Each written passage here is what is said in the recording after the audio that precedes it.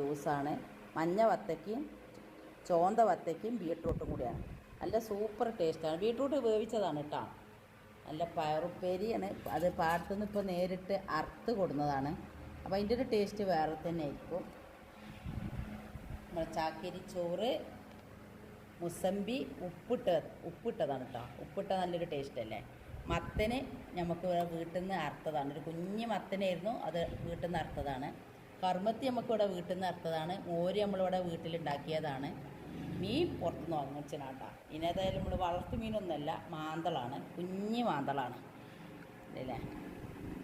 അമ്മന്ന് ഉച്ചക്കൊക്കെ ചോറെന്ന് പറഞ്ഞു വലിയൊരു ടേസ്റ്റൊന്നും ഇല്ലയെന്ന് പറഞ്ഞു. ഏതായാലും മാന്തൾ പൊരിച്ചതും കൂടെയാണ്. അപ്പോൾ ഇത്രയാണ് ഇന്ന് ഞങ്ങളെ നോമ്പ് തുറൻ്റെ വിശേഷങ്ങൾ.